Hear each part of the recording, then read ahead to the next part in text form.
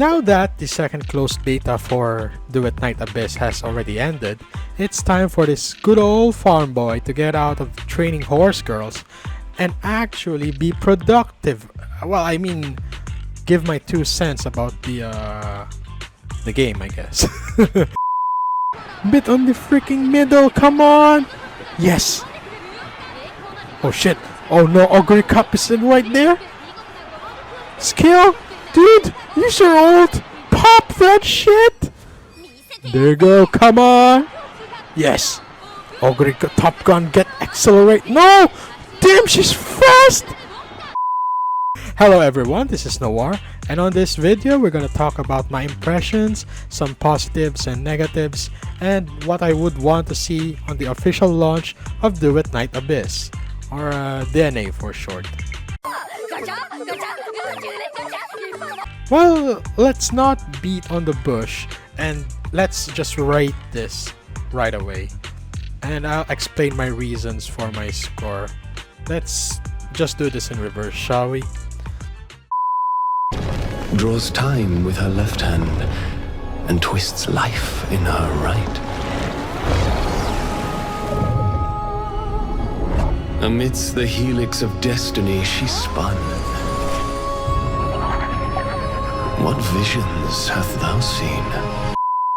First of all, for a brief introduction of the game, Duet Night Abyss is a third-person hybrid action shooter open world game developed by Pan Studio. I have not played the story up to the end of the scope of the closed beta, so y'all just consider this as a first impressions review, okay? As for my overall score of the game, I'll give this a 6 out of 10 on its current state. Well, I mean, it's okay, but it really needs more polishing on some parts.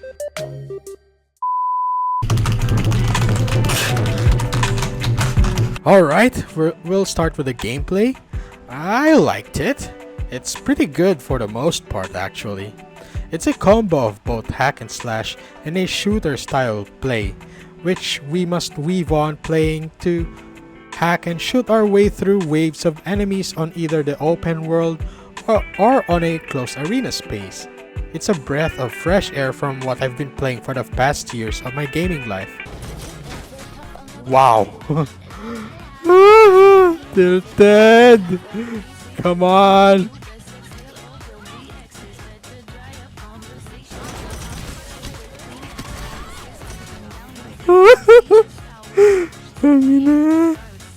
Ouch, sakit. And I would love to see it further improved for the official release. It is floaty, fast, and I want to say this surprisingly, it is stupidly tactical, if you know my drift. Although, there are some things that bug me, of course. First of all is the combo system. Why did they make it so that only the melee attack count on the meter? It just sounds pretty silly to me for some reason. Also, for all the time that I've played the game, I have never seen any benefit of keeping the combo up to S rank. Well, if there's something in there, I sure did not see it. Or maybe I'm just blind. In which, by the way, it's pretty easy to get when there's enough enemies around. I'm hoping for an overhaul of this combo system on the full release. It's really gonna be a waste of, well, time if they leave it as it is after all. The movement of this game is very floaty and fast. Momentum is having a huge part in giving you the speed and airtime that you need. It really gives the phrase, float like a butterfly, sting like a bee meaning. With enough practice, you can basically zip through the open world from end to end in just minutes. Well, I mean, on how small it is, you can do it. Without the stamina bar that some other open world games implement for some reason. The possibilities of speed running from one end to the other of any given map, it's basically infinite. Although they got it right on the horizontal movement, well, the verticals leaves a lot to be desired. Climbing, or more accurately, Hopping up slopes can be frustratingly weird, especially some areas that have some sort of weird hitboxes for us to land our feet in for the subsequent hop. I think a longer grapple time will give the verticality that it needs to be complete, along with fixing those hitboxes on some slopes and the other irregular surfaces. Enemies in this game are generate pushovers. Even the stronger ones can be dispatched pretty easily when alone. The thrill of the game comes when they start ganging up on you when you get too arrogant with just staying on one spot. Spatial awareness is a must when dealing with more and more enemies as you continue fighting them when farming for materials and equipment. And speaking of farming,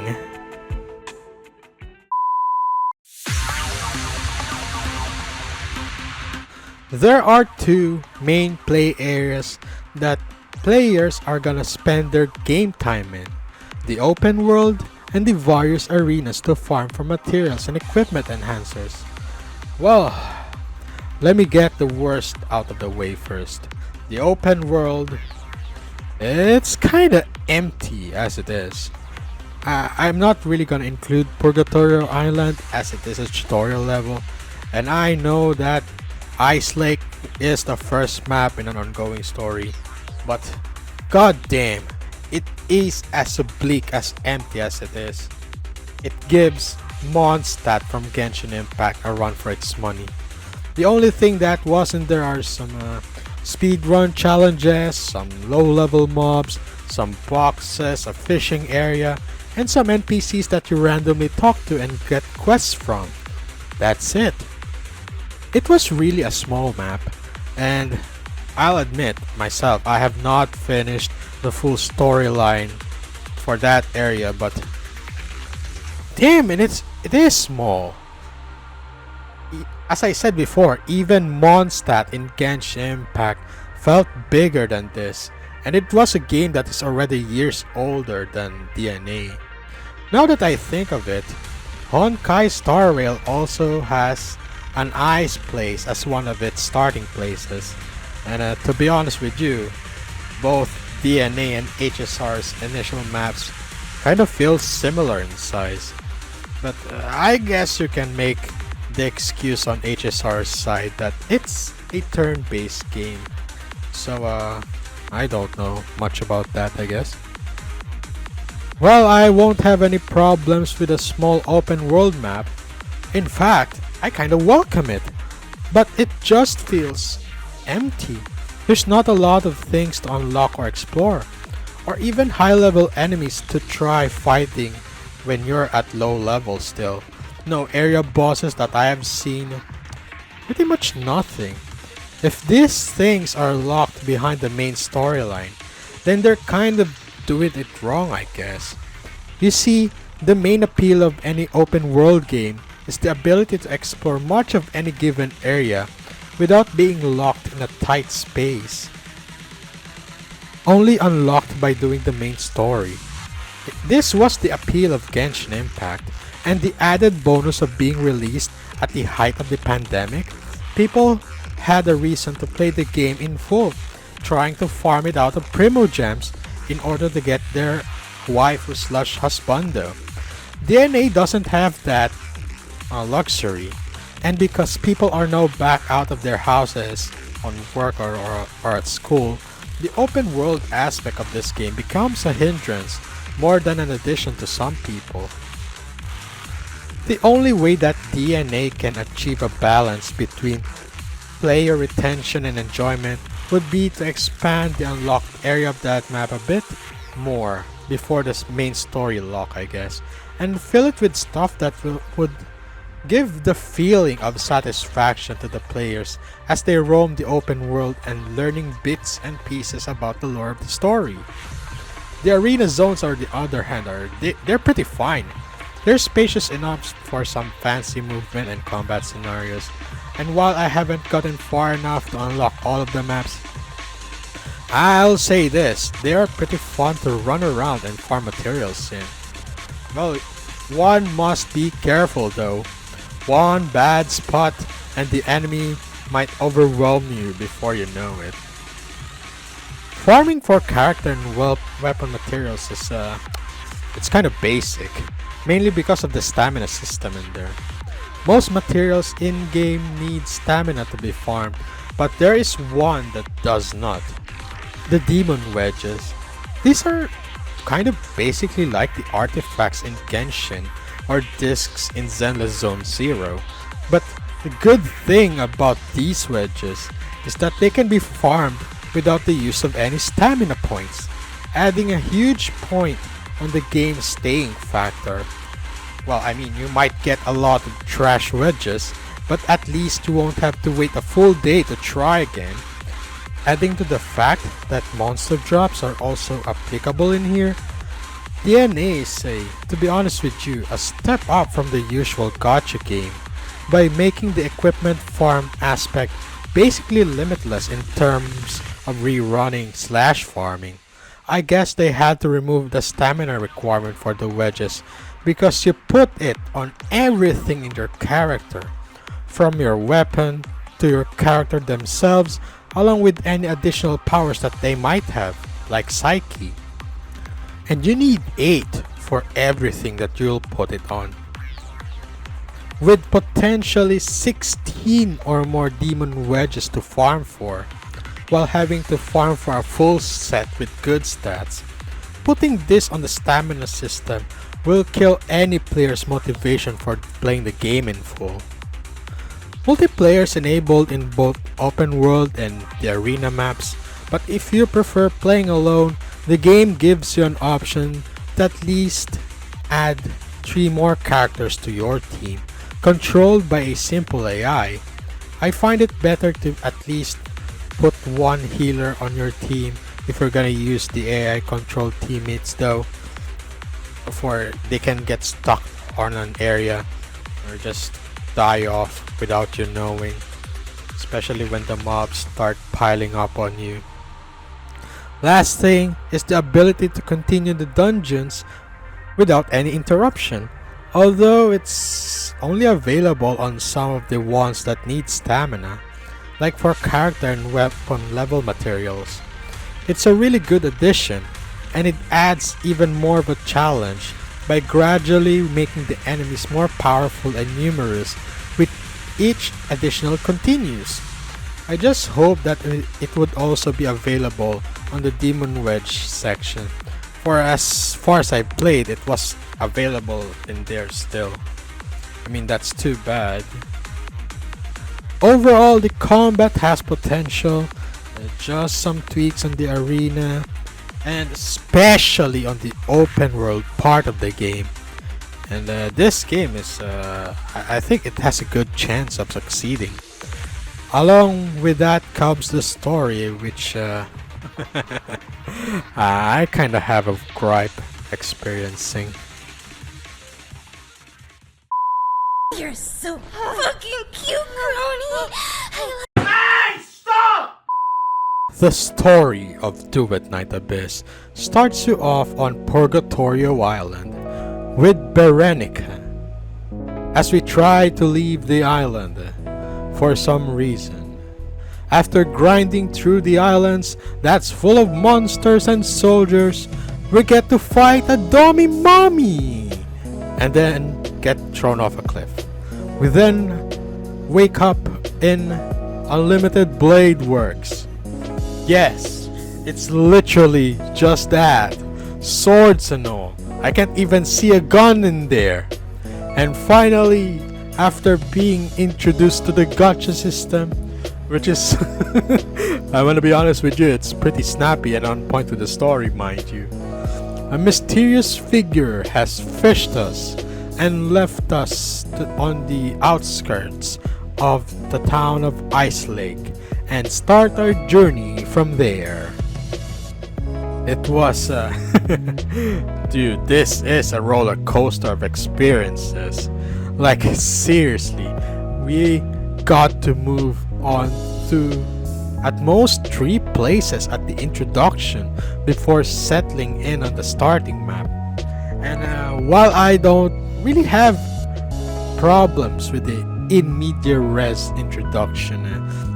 Dude, I really think a bit of context would be nice in order for us players to be really get invested in the story. You know, I'm not saying to just use excessive exposition to explain things. I really hate those more. But as I said, at least give us some clues about our predicament to get us up on speed and then build the story as we go along with it. But I'm still intrigued about the story. It's just that the pacing needs a bit of a fix. I just hope they find a balance between mystery and exposition. The main story of Ice Lake is kind of boring. It's sluggish in my tastes, but the side stories are where it's at, man. I mean, there's this one quest where I've got to choose whether to tell the truth about her daughter dying to this mother that's, to be honest with you, out of her mind after losing her daughter, I guess. Yeah. As you do both main and side quests, you get personality perks that can be helpful when you roll for a conditions check at a dialogue option, D&D style. Although I haven't played D&D, so that's how it works, right? I did not try to see what happens if I fail the vibe check. It's because the game gives you a lot of rerolls for them, but I do like to see what changes the NPC will have to us if we did fail the check. On the topic of character designs, well, they're mostly okay. The way they differentiated themselves from the other gacha games is by putting angles on most of their character roster. There are few characters that really have a round silhouette. I think you can count them with the fingers on your one hand. Well, to be fair, they were basing most of their character designs on the fact that the prox hunters, that's their name? Okay. The prox hunters have mostly demonic features in them, prominently their horns. And in all honesty, it's a nice deviation from the norm, although I hope they redesign them a bit more. This is more of a personal taste, but I would love if there are some symmetry on some of them. Oh well, I guess we can just wait for the official release if they made some changes on their character designs, which I don't really I don't really believe that we're gonna get. Well, I mean, I don't know. I hope they listen. It's for this reason that I loved Margie's design the most. She's a 4-star character, so she's not that overly designed, but that's her charm. She's the Amber of this game, you know, the Genshin Impact character that the devs just won't let have her all the fucking power. Come on, devs, justice for Amber Wen.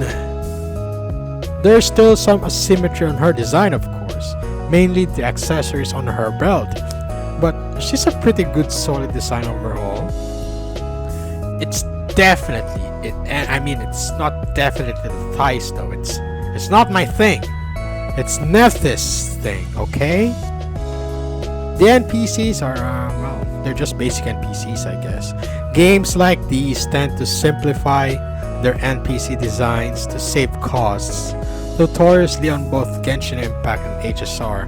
And I'm gonna group DNA to this one. But at least they poured all their saved costs on the important NPCs, you know, like the blacksmith, in which they're just basically snow clones. Well, I mean, they might be all clones, but they've got vastly different personality in both design and characterization that you can count them as different people when you line them up to one another. If it's like if Genshin put a different version of Paimon as like the blacksmith or the shopkeeper, that would have been really interesting to see, especially on how the actual Paimon would react to them. It would be even better if the actual Paimon is the only one who could fly in all of them.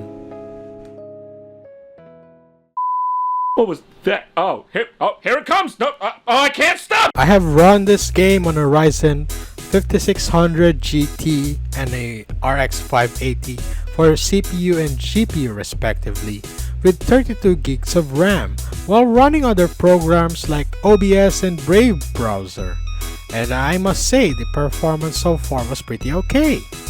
There was some lag, of course, when I go to the open world, but I think that's because I was running it mostly on medium settings on a GPU that was objectively old. Sorry. Other than that, and one RAM memory leak issue that made the game quit when I was streaming, well, most of the time the game ran smoothly.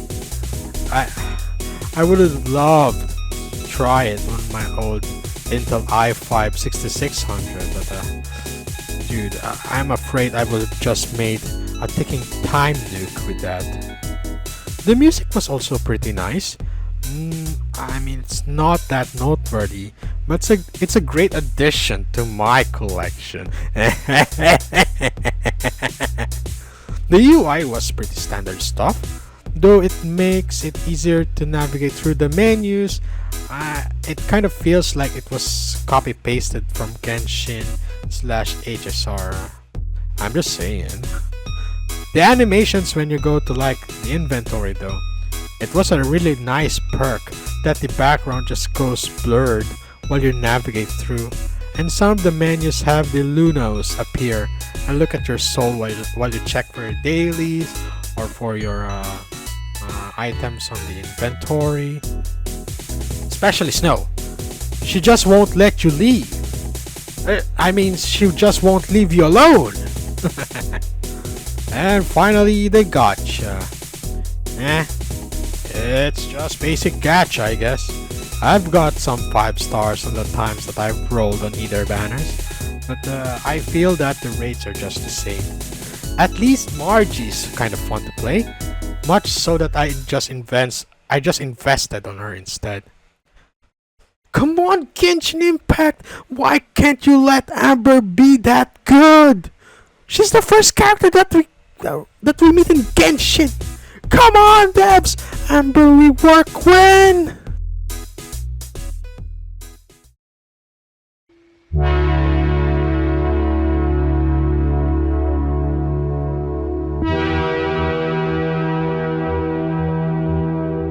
Alright, to end this quick review, I'll just reiterate what I've said on the intro.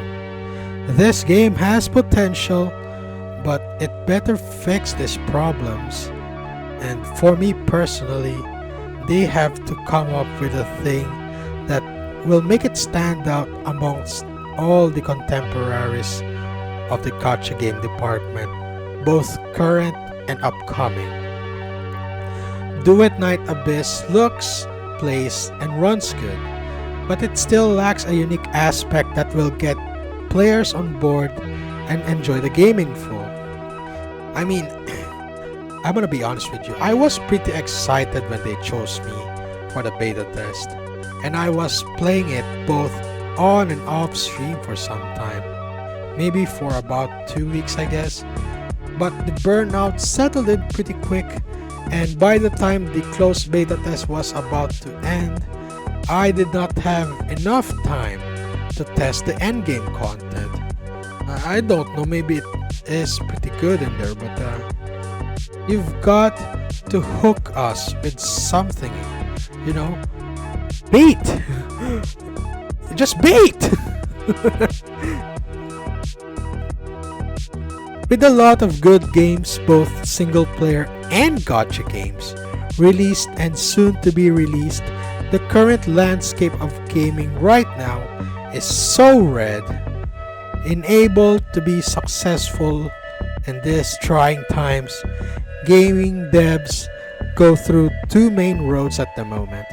Either make a sequel slash spin-off of an already successful IP, or have a game so far different slash good from the contemporaries that it inevitably goes mainstream and be successful.